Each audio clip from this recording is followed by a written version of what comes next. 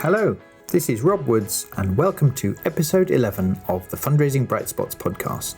This is the show for anyone who works in charity fundraising and who wants ideas and inspiration for how to raise more money, really enjoy their job and make a bigger difference. And in this episode, if you want to get better at the skills and beliefs you need to understand your supporters, we've got a real treat for you. We're again looking at the crucial subject of how to gather insight in fundraising, and I'm so excited to be able to share the second half of my interview with the fabulous Lesley Pinder. Lesley is the head of supporter experience at the British Red Cross, and when we sat down to find out her ideas to help fundraisers improve in this area, we found there was so much to say that there was no way it would fit into a half-hour episode, which is what I normally aim for.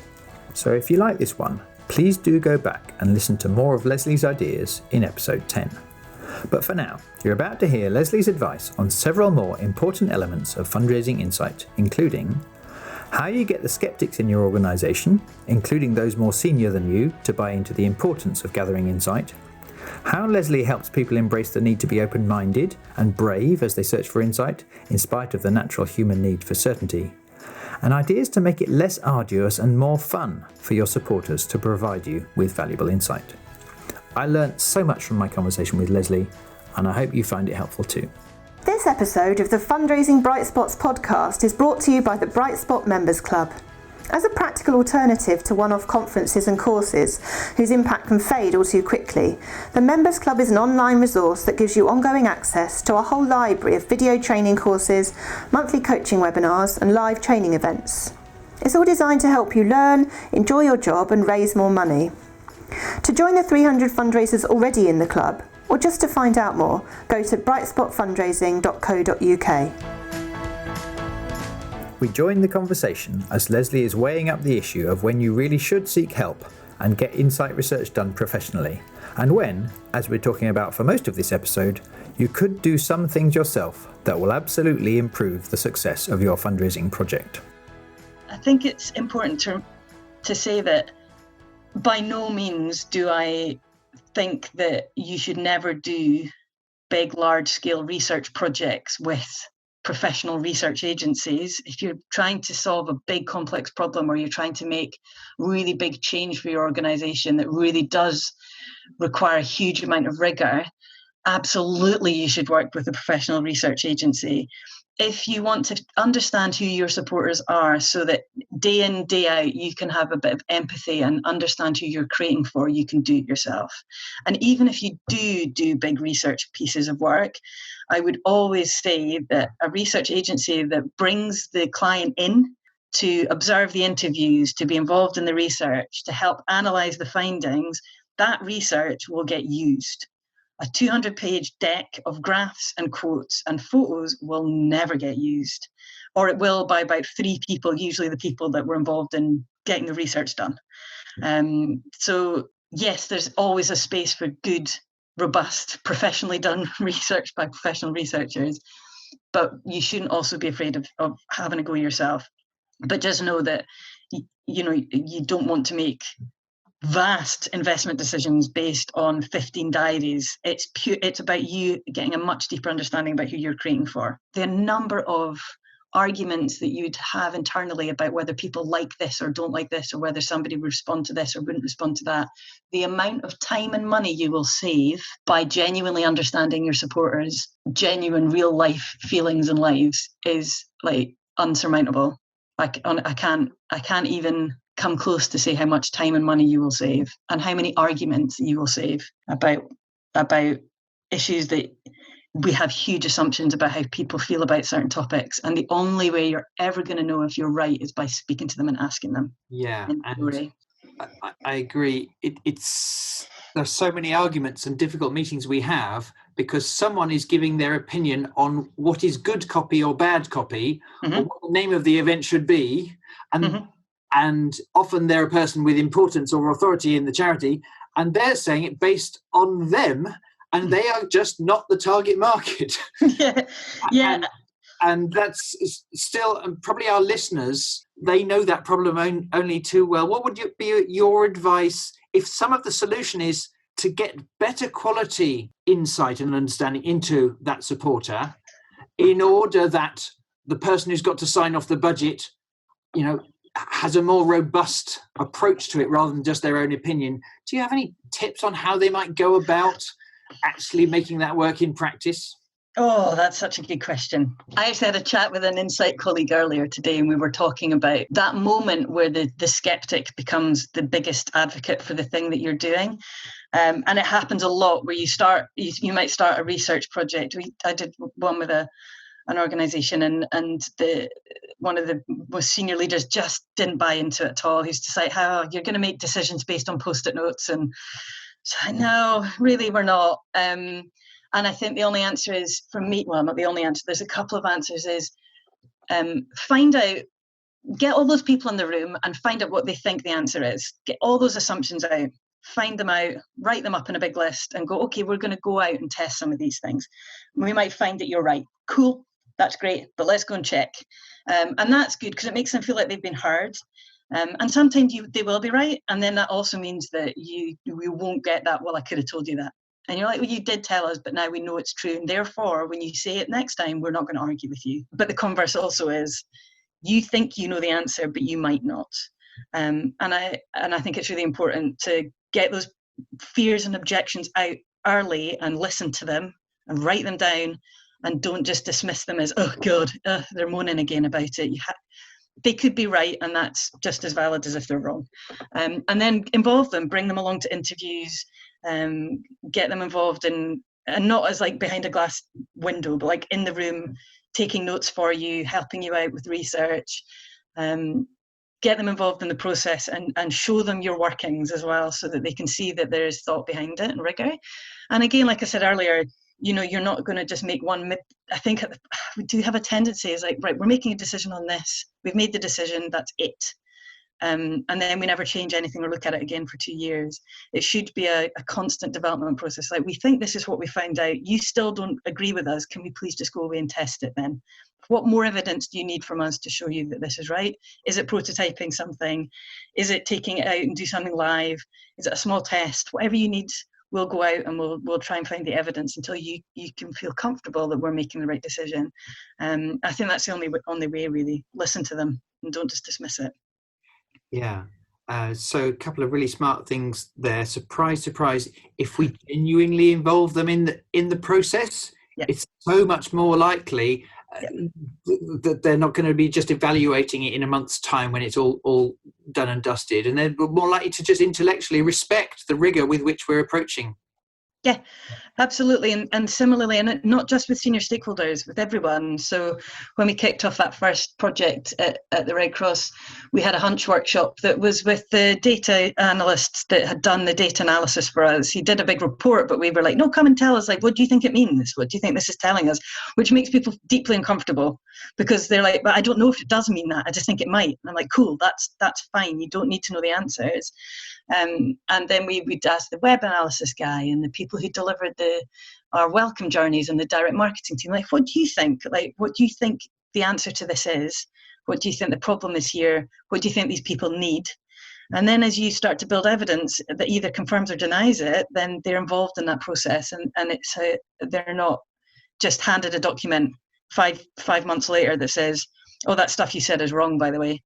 We're doing it this way now. People are smart and they want to learn as well. It's just about being curious. Ultimately, it's just about curiosity, and anyone can be curious. It doesn't matter if you're the CEO or an exec. It doesn't matter.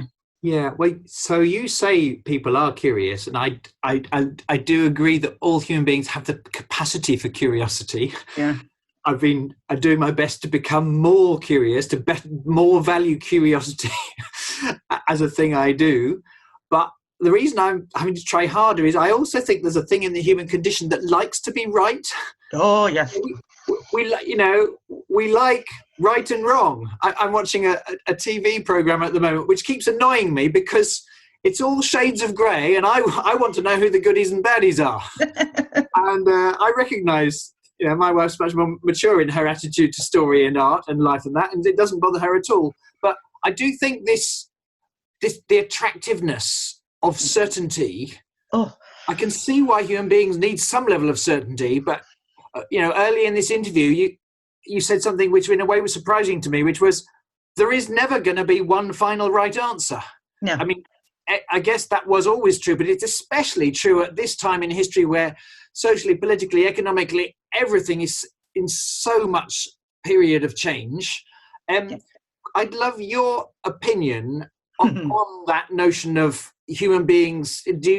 What have you observed about some of your customers, your clients, and them tempted to want to know one final right answer? What have you observed about that, and/or any other response you've formed in this particular job where it's just you need to believe the opposite? Gosh, that's a hard question. So yes, I completely agree. Certainty is calming. As humans, we like patterns and for things to slot together nicely in our brains. And I think that's one of the reasons why, as a sector, I would say we're very good at looking to each other for reassurance and certainty. So I'd say as a sector, we're amazing at doing research into what other charities are doing and what's happened in the past, because that's stuff that has happened and that is fact. But we depend on that way more than we're looking constantly to the past and constantly to what other people have done that has worked for them, for a sense of certainty so that we don't feel like we're taking any risks.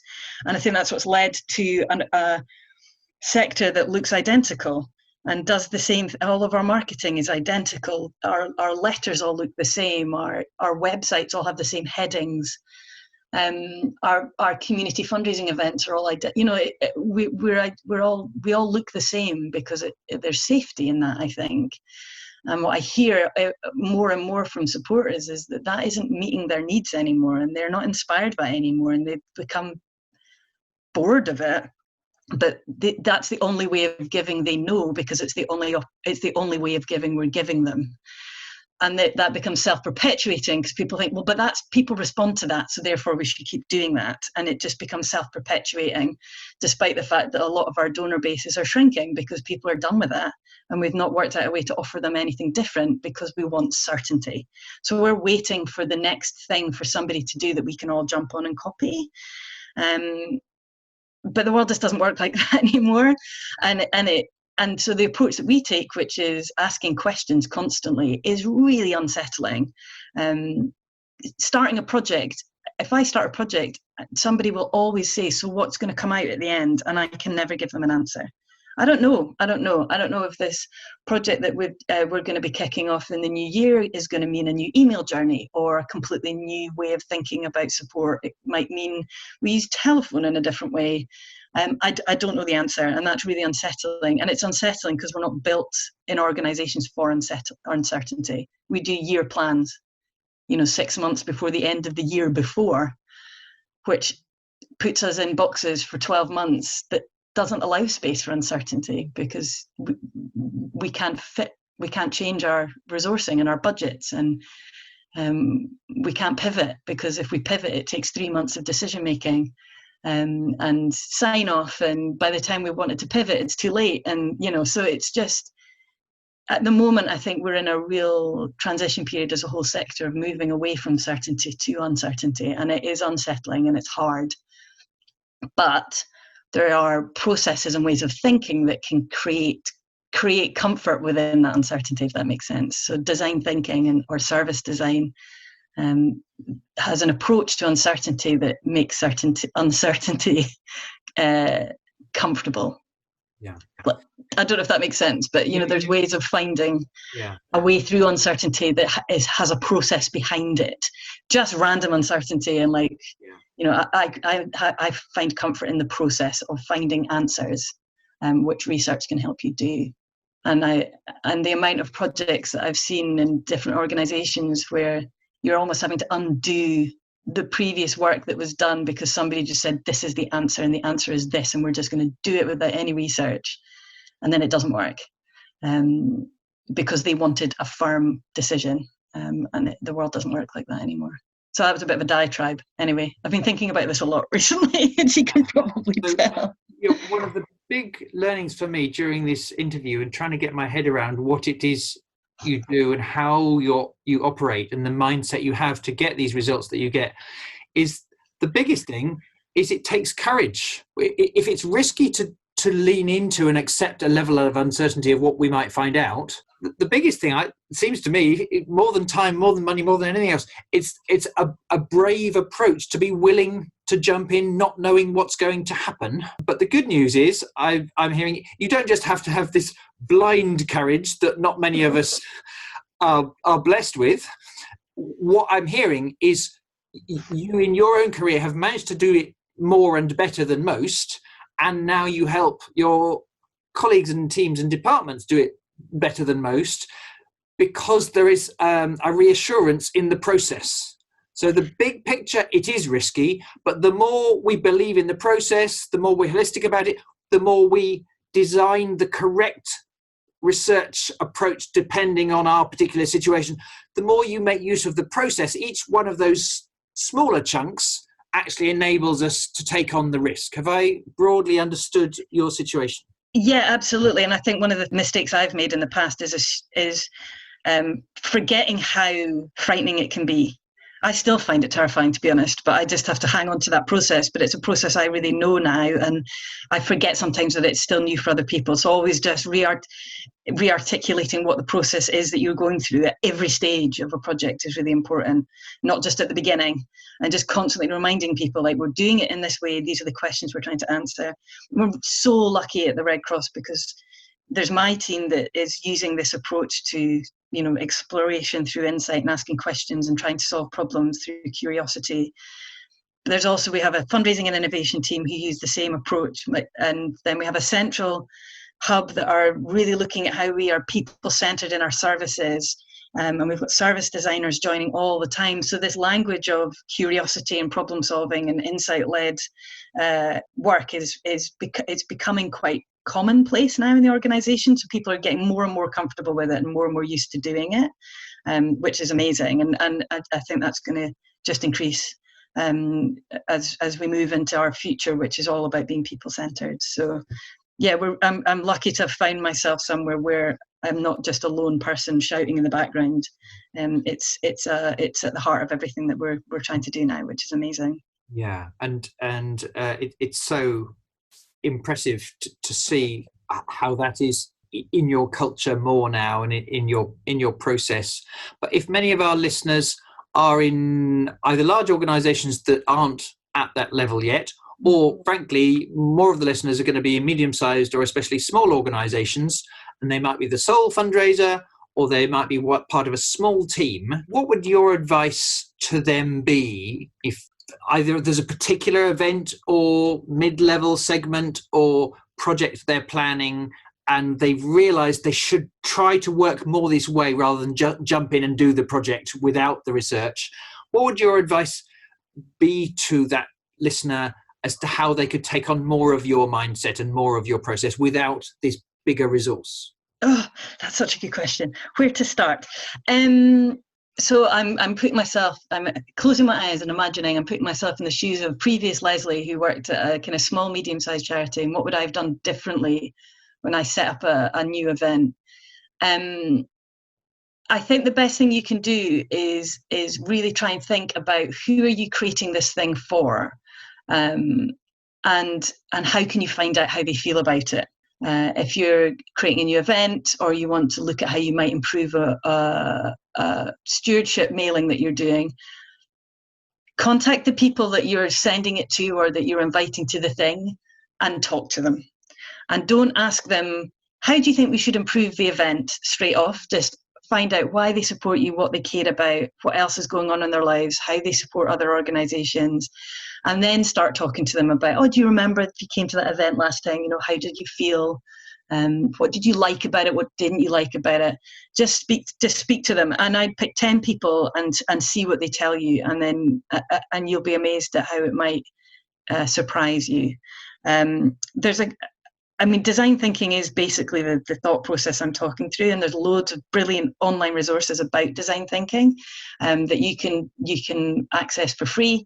So it might be worth any organisation just going and having a look at that stuff and seeing if there's anything you can learn from it, because it's a mindset that doesn't really require resource or budget. It's just a way of thinking.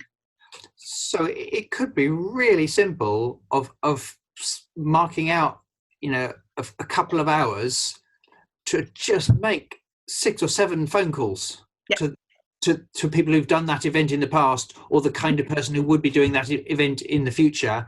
Simply the act of actually making those calls and having some structure to the way you organize that conversation, and being disciplined in recording it. It could be as simple as that could save you, a great deal of wasted time and effort if you had not done. Now, there's more you could do as well, and hopefully once you do that, you'll find it so valuable that you do a bigger process as well. But at its simplest, that's what you would encourage our listeners to do more of in their project they're looking at the moment. Yeah, absolutely. And even if it's too late, so if you've already done a thing, you can do that research during or after as well. You don't have to do it before. So if you're at an event, speak to people, talk to them, and find out what they felt about it, and get their feedback. But yeah, absolutely.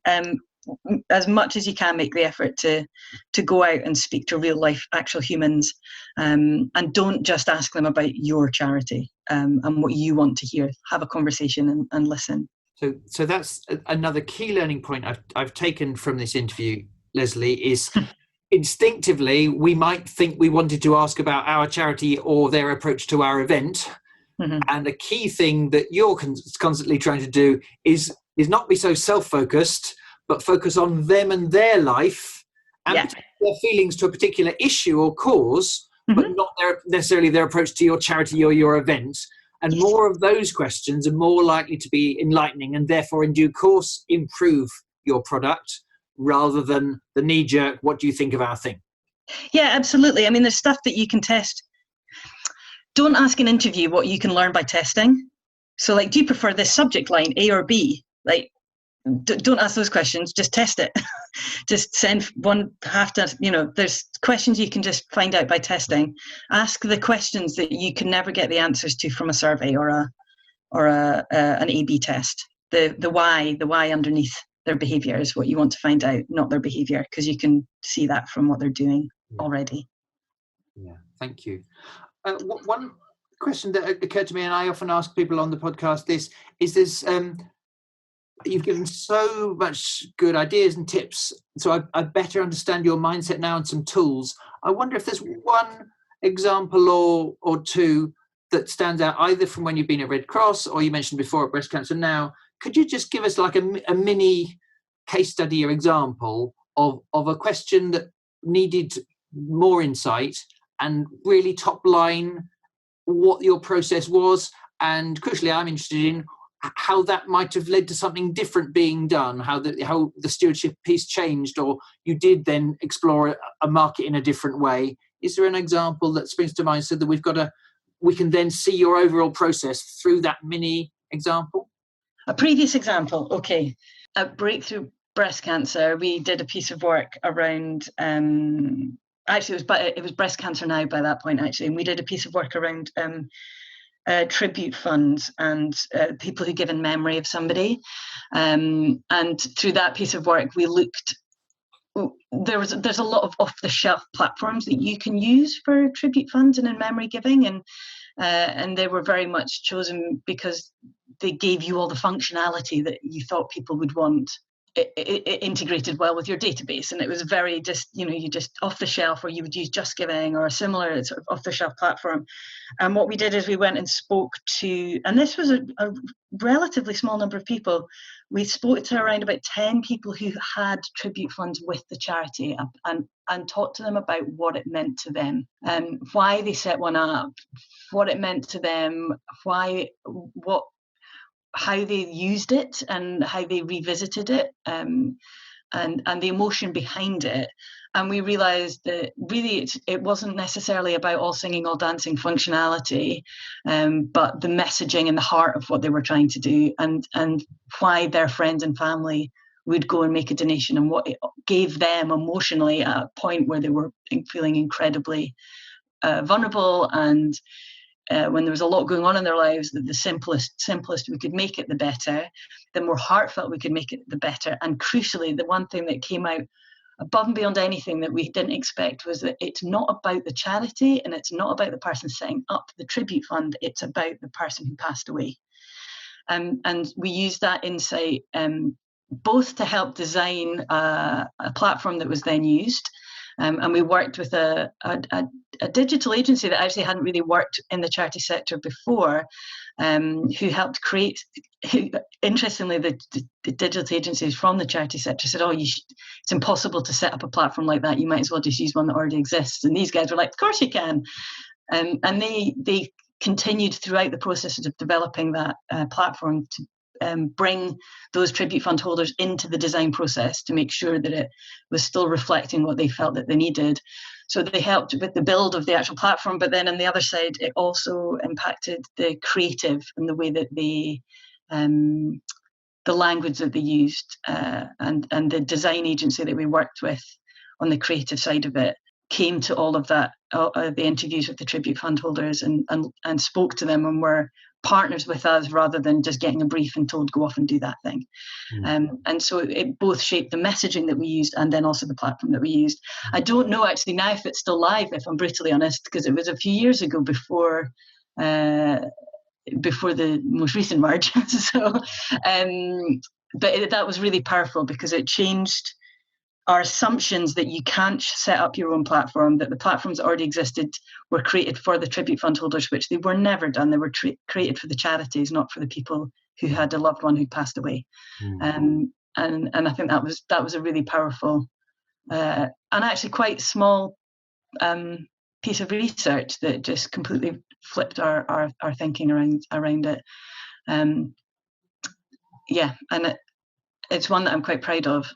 It was myself and Lawrence, who was our tribute fund manager at the time, that worked on it, and he did the bulk of the work. I have to confess, but it was a really good project that we worked on. And do you happen to know how it landed and whether it resonated? I mean, instinctively, I have a strong sense that it did. If it was more designed by what their real reasons, but did you happen to notice that Lawrence was pleased with how it went? Yeah, and the people that were involved that held tribute funds as well were pleased with the outcome as well. I mean, that's an approach that I used with another organisation around a legacy programme as well. The insight that we got from people that had pledged legacies to them then became like design principles for that organisation, and every piece of literature or every communication that they sent. In fact, the same design agency used that insight as like a kind of, have we really delivered these supporters' needs in every single thing that we deliver to those people? And again, that flipped a lot of the assumptions that they had about what legacy pledgers actually wanted, and what they found out was it really wasn't what they thought it was, and they were overcomplicating it. So yeah, and that did really massively uplift response to any sort of mailing that asked for any kind of response or engagement. It massively increased. So yeah, great examples. Thank you, Lesley. We need to finish soon, but just before, if people want to get in touch, I know you're quite active on Twitter. Is that the best way people could find you? Yeah, probably. What's your name? Yeah, I'm at Skipinder, Skipinder. Long story about where that came from. On Twitter, I'm on LinkedIn, but I'm a bit rubbish at LinkedIn, so Twitter's probably the best place for me. Or you can email me at the Red Cross. It's just Lesley Pinder at redcross.org.uk. Fantastic. So, Lesley, thank you so much. So many good examples, ideas, tips. Sorry for my left field questions, which really made you think and try and have to mull things over. And I so appreciated the thought you gave to those answers, and how generous you were in sharing some real examples to bring it to life. I look forward to catching up with you at some other conference somewhere in the world. Best of luck in your continuing role at British Red Cross. But for now, thank you so much for appearing on the podcast. Pleasure. Thanks for having me. Thank you, Lesley. Bye-bye. Cheers. Bye-bye. Well, I hope you found this conversation helpful. If you want to go back to the key ideas we explored this time, there are a couple of options. Firstly, if you're already part of the Bright Spot Members Club, we've posted the full interview there, including a final section in which Lesley shares further wise advice gleaned from what she's learned in her career so far. And if you're not in the club, don't worry, you can find notes summarising key takeaways from the episode, as well as details for how you can access the Bright Spot Members Club on the blog and podcast section of our website, which is brightspotfundraising.co.uk. If you found today's episode helpful, please remember to hit subscribe today so you don't miss out on any of the other sessions we've got coming up. Finally, thank you so much for listening.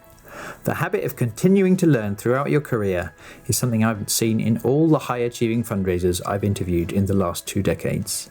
But I also know how hard it can sometimes be to find the time to do this in practice, and I have so much respect for people who manage to do this. I look forward to talking to you next time, when we'll be sharing more ideas and bright spot stories to help you make progress in your fundraising. Goodbye.